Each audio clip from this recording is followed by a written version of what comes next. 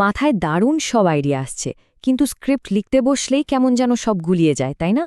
আজ আমরা দেখব কিভাবে নোটবুক এলএম নামের একটা নতুন এআই টুল পুরো স্ক্রিপ্টিং প্রসেসটাকেই একেবারে বদলে দিতে পারে। চলুন তাহলে শুরু করা যাক। এই অনুভূতিটা কিন্তু প্রায় সব কন্টেন্ট ক্রিয়েটারেরই খুব চেনা। মাথায় একটা দুর্দান্ত আইডিয়া ঘুরছে, কিন্তু ল্যাপটপের সাদা পাতাটার দিকে তাকালেই মনে হয় সব শব্দ যেন উধাও হয়ে গেছে। একটা দারুণ ভাবনাকে একটা জমাটি স্ক্রিপ্টে রূপ দেওয়াটা কিন্তু আসলেই একটা বড় চ্যালেঞ্জ। তো এই সমস্যা থেকে বেরোনোর পথটাই আমরা ধাপে ধাপে দেখব। প্রথমে আমরা বুঝব পুরনো এআই দিয়ে স্ক্রিপ্ট লেখার আসল সমস্যাটা কোথায় ছিল। এরপর আমরা গ্রাউন্ডেড এআই নামের একটা নতুন প্রযুক্তি সম্পর্কে জানব। দেখব এর সুবিধাগুলো কি আর কিভাবে বা মাত্র 5টা সহজ ধাপে রিসার্চকে একটা দারুণ স্ক্রিপ্টে পরিণত করা যায়। আর হ্যাঁ, শেষে কিন্তু কিছু অ্যাডভান্সড টিপসও থাকছে। চলুন সবার আগে একটু পুরনো দিনের কথায় ফেরা যাক।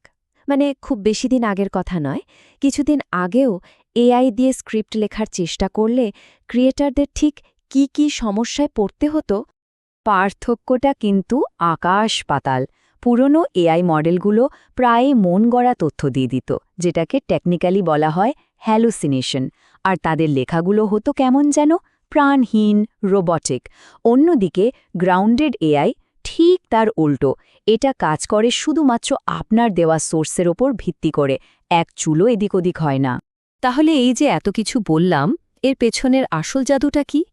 কি এমন আছে যা নোটবুক এলএমকে এতটা আলাদা আর শক্তিশালী করে তুলেছে? এর মূল কারণটাই হল গ্রাউন্ডেড এআই। গ্রাউন্ডেড এআই এর কনসেপ্টটা আসলে খুবই সহজ কিন্তু দারুণ কাজের। ভাবুন তো, এআই শুধুমাত্র আপনার দেয়া তথ্যের ওপর ভিত্তি করেই উত্তর দেবে। মানে এটা এমন একজন রিসার্চ অ্যাসিস্ট্যান্টের মতো যে আপনার দেয়া নোটবুকের বাইরে একটা শব্দ নিজে থেকে বানিয়ে বলবে না। আর ঠিক এই কারণে এটা এতটা নির্ভরযোগ্য। বাস্তবে এটা কাজ করে খুবই সহজ কিন্তু শক্তিশালী একটা পদ্ধতিতে। প্রথম ধাপে আপনি আপনার সব রিসার্চ মানে আর্টিকেল, পিডিএফ, নোটস সব আপলোড করবেন। দ্বিতীয় ধাপে এআই শুধু সেই ফাইলগুলোই পড়বে আর অ্যানালাইজ করবে। আর ফাইনালি ওই তথ্যের উপর ভিত্তি করেই আপনার জন্য একটা নিখুঁত স্ক্রিপ্ট তৈরি করে দেবে। আচ্ছা, তো বুঝলাম এটা কিভাবে কাজ করে, কিন্তু একজন ইউটিউব ক্রিয়েটর হিসেবে আসল সুবিধাগুলো কি? চলুন এর প্রধান 3টে সুবিধার দিকে একটু নজর দেয়া যাক। প্রথমত, ফ্যাকচুয়াল অ্যাকুরেসি বা তথ্যের নির্ভুলতা। যেহেতু এটা আপনার সোর্সের বাইরে যায় না, তাই ভুল তথ্য আসার কোনো সম্ভাবনাই নেই। দ্বিতীয়ত, গোছানো লেখা। এটা একটা ভিডিওর সঠিক স্ট্রাকচার, মানে hook, body, call to action, এই সব কিছু মেনেই স্ক্রিপ্ট লেখে। আর সবচেয়ে মজার ব্যাপারটা কি জানেন? এটা আপনার চ্যানেলের নিজস্ব স্টাইল বা টোনও ধরতে পারে। আর এই টুলটার সবচেয়ে বড় শক্তি হলো এর অ্যাডাপ্টেবিলিটি। মানে আপনি যেমন ভিডিও বানাতে চান ঠিক তেমন নির্দেশ দিলেই হবে।